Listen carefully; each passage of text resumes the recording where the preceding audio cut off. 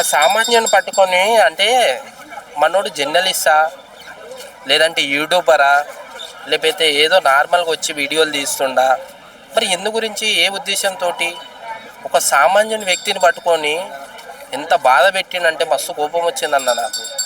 నీకు దమ్ముంటే ఇక్కడ రెస్టారెంట్లో నెలల తరబడి కుళ్ళబెట్టినే ఇస్తున్నారా నాయన. నువ్వు నిజంగా జర్నలిస్టు అయితే ఇక్కడికి వచ్చి అడుగు. ఇక్కడ రెస్టారెంట్లో ఎన్నో కుళ్ళిపోయినా పెడుతుండ్రు, డేట్లు మార్చి పెడుతుండ్రు. నువ్వంత నిజంగా నిజాయితీ గల జర్నలిస్ట్ అయితే అసలు నువ్వు జర్నలిస్టా యూట్యూబరా ఎవరికి తెలియదు.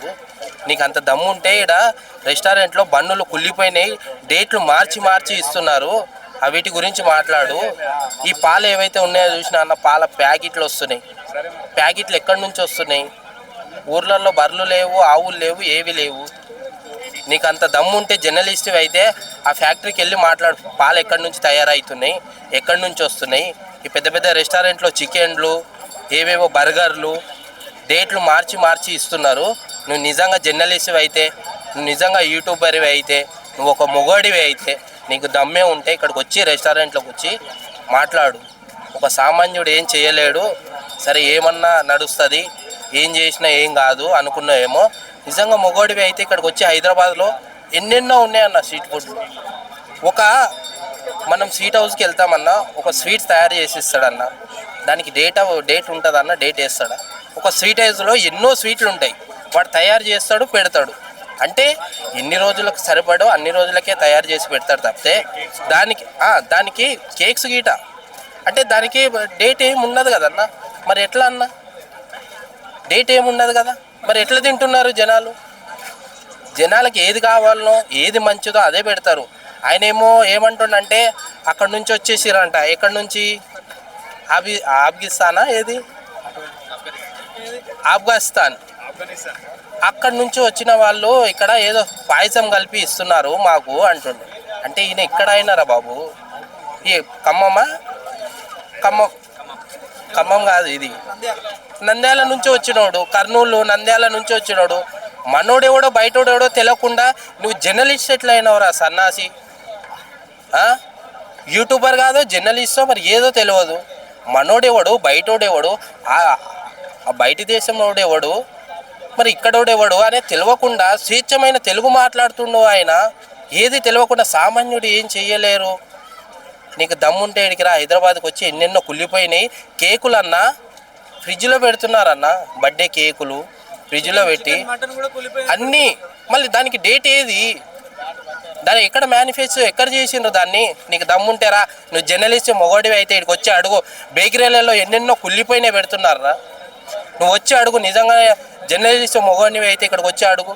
ఇవి అడగకుండా సామాన్యమైన పడి ఏదో 4 రోజులు జాతర జరుగుతుంది, అందులో ఏదో 10,000 వస్తాయి. దానివల్ల ఇక్కడికి వచ్చి నేను ఏదో కోవా బమ్ను అమ్ముకుంటుంటే ఫ్రెష్ కాదు. అప్పుడు గిట ఎవరన్నా జాతరకు వస్తుంటే ఫ్రెష్వే తెస్తారు కదన్నా. ఎప్పుడో నెల తరబడి ఎవరు తేరు కదా. ఈ హైదరాబాద్లో ఎంతోమంది, హైదరాబాద్లో ఊర్లలో జిల్లాల్లో ఎక్కడంటే అక్కడ కేక్స్ కుళ్ళబెట్టి ఆ ఫ్రిడ్జ్లో పెట్టి ఇస్తున్నారు. దాని గురించి మాట్లాడు. జర్నలిస్ట్ మొగోడివి అయితే రా మాట్లాడు. ఈ పాలు ఎన్నెన్నో ప్యాకెట్లు పాలు వస్తున్నాయి కదా, ప్యాకెట్ల పాలు ఏవైతే వస్తున్నాయో ఎక్కడ మ్యానుఫ్యాక్చర్ అవుతుంది, ఎక్కడ దీన్ని మన ఏదైతే ఫ్యాక్టరీ ఎక్కడ ఉంది? దమ్ముంటే వచ్చి అడుగు. ఇక్కడ ఒక లేడీ కూడా మీరు మీ పిల్లలకు పెడతారా, మీరు తింటారా అంటే తిని కూడా చూపించాడు. తిన్నాడన్నా, తినడం ఏంగిటొచ్చినా మాకు చాలా బాధ అనిపించింది. ఎందుకు హింస పెడుతున్నారు ఆయనని? 10 రూపాయల బన్నుని ఎంత హింస పెడుతున్నారు, చాలా బాధ అనిపించింది. ఎందుకు ఆయనని టార్గెట్ చేసి మాట్లాడుతుండ్రు అంటే సామాన్యుడు అయితే ఏం చెయ్యలేడు.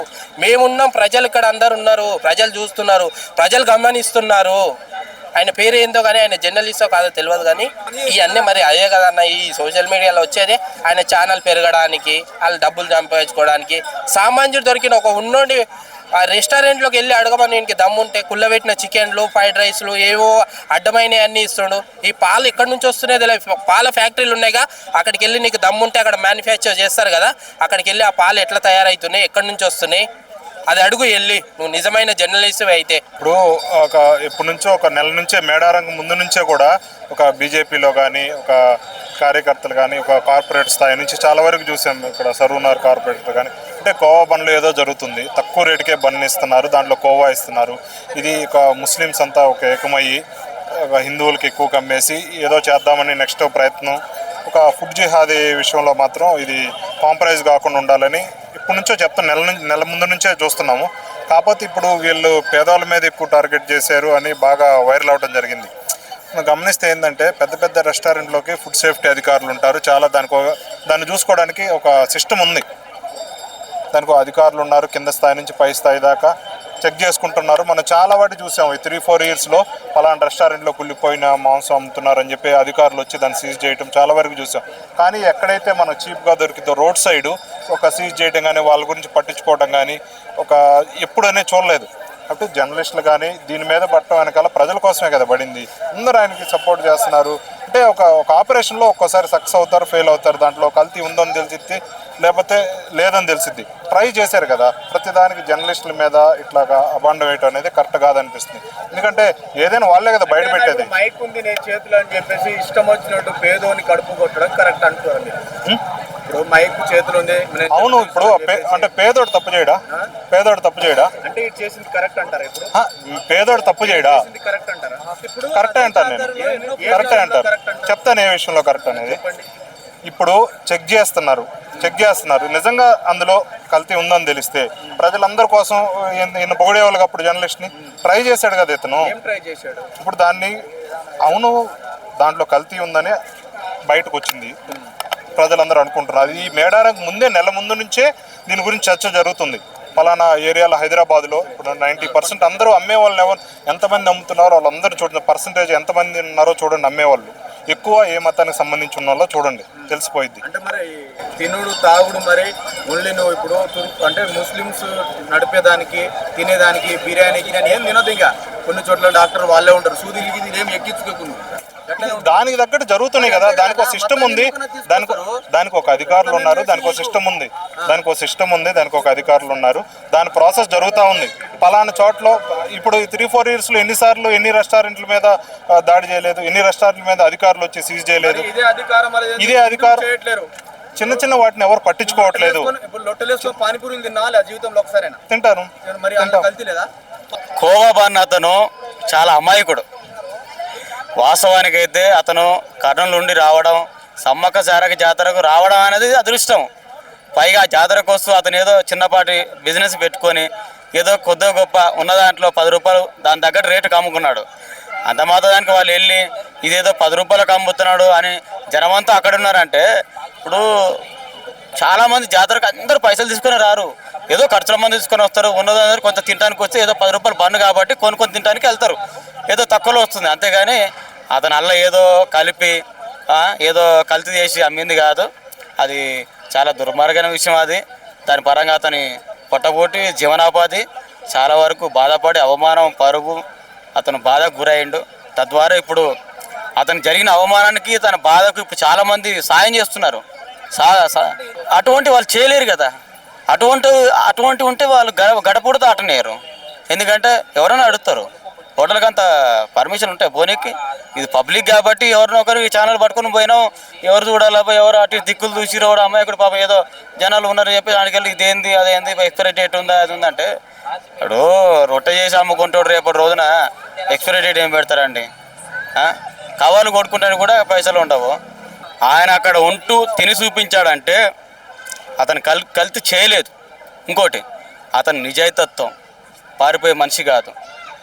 అతను స్వయంగా తయారు చేశాడు కాబట్టి, న్యాయంగా అమ్ముతున్నాడు కాబట్టి నిజాయితీకి నిలబడి తిని చూపించాడు. అదే దొంగ అయి ఉంటే, అదే కల్తీ అయి ఉంటే పారిపోయేవాడు. అతను పారిపోలే కదా.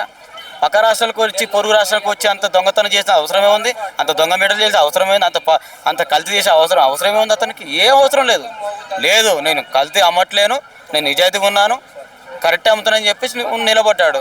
ఇలా చూడండి ఎంతమంది అతనికి సపోర్టు మద్దతు ఉంది. కొందరు పోయి సాయం చేస్తున్నారని ఇంటికి వెళ్ళి, మీకు జరిగింది అవమానం, మీకు జరిగింది చాలా బాధాకర విషయం, మీరు బిజినెస్ పరంగా చాలా నష్టపోయారని కొంతమంది సహాయక సహకారాలను ఇస్తున్నారు. ఇప్పటికైనా ఇప్పుడు ఆ యూట్యూబర్ ఛానల్ వాళ్ళను ఎవరైతే అతన్ని ఆ విధంగా అడిగారో వాళ్ళని జనాలు చాలామంది సహిస్తలేరు. ఎందుకంటే అసహించుకుంటారు. ఒక పేదవాడిని 10 రూపాయలకు అమ్ముకుంటూని మీరు ఆ విధంగా అవమానపరిచి ఎక్స్పైరీ డేట్ ఉందా నీ పేరు అడిగి అతన్ని మతపరంగా కూడా అతన్ని అవమానపరిచారు. అది చాలా తప్పిదం. అది వాళ్ళు చేసిన తప్పిదం ఏంటంటే పేరు అడగడం, మతాన్ని వ్యతిరేకించడం. ఇంకొకటి చదువు రాదు పాపం ఆయనకేం చదువు. ఎక్స్పైరీ అంటే కూడా డేట్ కూడా తెలియదు. తారీఖు అంటే తేదంటే తెలుస్తుంది, ఎక్స్పైరీ డేటు అని అంటే ఆయనకి ఏం తెలుస్తుంది? ఏం ఇంగ్లీష్ వస్తాయి ఆయనకు? అటువంటిని పట్టుకొని అంత అవమానపరిస్తే తన గ్రామంలో తనకున్న ఉనికిని బట్టి, తన మంచితనం బట్టి కూడా తన భార్య పిల్లలతో కూడా తన ఇరుపొరుగు వాళ్ళతో కూడా తినిపించారు. తద్వారా చాలామంది కూడా అతను సాయం చేస్తున్నారు. అంటే మీకు ఇప్పటికైనా అతనికి ఇంత అన్యాయం చేశారు, బిజినెస్ పరంగా అతనికి అన్యాయం చేశారు, అవమానపరిచారు, అతను మతపరంగా అవమానపరిచారు. ఇన్ని రకాలుగా చేసినా కూడా మీకు కొంచెం కూడా అయ్యో మనం పొరపాటు చేసామే అని ఆలోచన వస్తలేదా? నిజంగా అసలు ఆ ఫుడ్కు ఆ హిందూ ముస్లిం మతానికి ఏదైనా సంబంధం ఉందా? హిందువులారా జాగ్రత్త అంటుండ్రు. అసలు సంబంధం ఉందా దానికి కావాలని రెచ్చగొడుతున్నారు అనుకోవచ్చా? ఒక జర్నలిస్ట్ అంటానికి ఆ మాట రాకూడదు. భారతదేశం అనేది సెక్యులర్ దేశం. ఇక్కడ ఎవరైనా బతకొచ్చు, ఎటువంటి హాని జరగకుండా, ఎటువంటి కల్తీ లేకుండా స్వచ్ఛంగా స్వతంత్రంగా బతికే హక్కు మన భారతదేశంలో ఉంది. కాబట్టి మతపరంగానే ఆ విధంగా అతను చేసి ఉంటే మరి అతను పోయిన నుండి కూడా సాయంత్రం వరకు కూడా రాత్రి వరకు కూడా ఎంతో కొంత అమ్మి ఉంటాడు కదా. మరి ఎవరికొకరికి ప్రాణహాని జరిగే ఉండాలి కదా. మరి నువ్వు అంత కరెక్ట్గా ఎట్లా చెప్పగలుగుతావు? ఇది కల్తీ, మన హిందువులను సంపాదనకు వచ్చినని ఏ ఆధారం పెట్టుకొని వచ్చినావు? మరి చూపేవైతివి. అదే డబ్బరట్ట పట్టుకొని ల్యాబ్కి వెళ్ళి ఒక టెస్టులు చేయించవైతివి. అంత కరెక్ట్ ఆధారాలు ఉన్నాడు అయితే అంటే నువ్వు నీ నోటికి వచ్చింది ఏది పడితే అది మాట్లాడతావు, అంత అవమానపరుస్తావు, అంత హేళన చేస్తావు, అంత బిజినెస్ పర కడుపు కొడతావు. ఈ రోజున అతన్ని రోడ్డున పడేసావు. సో కెమెరా చూడగానే ఆ చుట్టుపక్కల మనుషులు కూడా అగ్రెసివ్గా ఆయన ఎగబడ్డారు. కెమెరా ఉంది, వీడియో ఆల్మోస్ట్ దాడి చేసినంత స్టేజ్లో భయపెట్టారు. చుట్టుపక్కల మనుషులైనా కొంచెం కన్సర్న్ చూపించచ్చు కదా, పాపం అనొచ్చు కదా. అది జాతర అండి. వీళ్ళు ఏం చేస్తారంటే కొంత మీడియాని చూసి ఇదేదో వీళ్ళే నిజం అనుకొని జనాలు గొర్రెలు ఏం చేస్తారు? ఒక గొర్రె ముందు పోతే అన్ని గొర్రెలు ఎట్లా పోతాయో జనాలు కూడా ఎట్లా అనుకురాడ. వాళ్ళకు కూడా ఆలోచన రాలేదు. ఇప్పుడు ఇజ్రాయల్ ఒక ఇజ్రాయల్ ఉంది. ఇజ్రాయల్ నువ్వు 10 రూపాయలు సాయం అడుగుతావు. 10 రూపాయలు అమ్ముకున్న దగ్గర 100 రూపాయలు పెట్టి కొనుక్కోపోయినావు, ఒక 10 కొనుక్కోపోయినావు. నీకే 10 రూపాయలు దిక్కులేదు, 10 రూపాయలు అమ్ముకున్న దగ్గర పోయి అవమానపరుస్తావా? నీకు ఆలోచన ఉందా? నీ ఆలోచన ఎక్కడ పోయింది? అందరు ఆశీర్వాదాలు పొందుతుంటావు కదా. వాళ్ళు కూడా చాలా తయారైపోయారు సమాజంలో. ఫైనల్గా ఓవరాల్గా ఈ ఇష్యూలో ఎవరికి మైనస్ అయిందంటారు? ఓవరాల్గా మైనస్ అయింది డబ్బు రొట్టె. అతనికి చాలా నష్టపోయాడు. అంత దూరంకి వెళ్ళి ఖర్చు పెట్టుకొని వచ్చి నష్టపోయాడు. పైగా పరువు పోయింది, పైగా అవమానం. మతపరంగా కూడా అతను చాలా బాధకు లోనయ్యిండు. ఆయన అన్ని విధాలుగా నష్టపోయాడు. కాబట్టి ఆ కుటుంబానికి వీళ్ళు ఇకనైనా ఆలోచన చేసుకొని ఒక క్షమాపణ, వాళ్ళకి జరిగిన అన్యాయానికి కొద్దో గొప్ప సాయ రూపంలో వాళ్ళు అందించాలి. అట్లయితేనే వాళ్ళు ఈ సోషల్ మీడియా సమాజంలో వాళ్ళకంటూ పేరు, వాళ్ళ ఛానళ్ళకంటూ నిలబడటానికి, జర్నలిస్ట్ అంటానికి ఒక విలువ ఉంటుంది, గౌరవం ఉంటుంది. అది కాపాడుకోవాలి.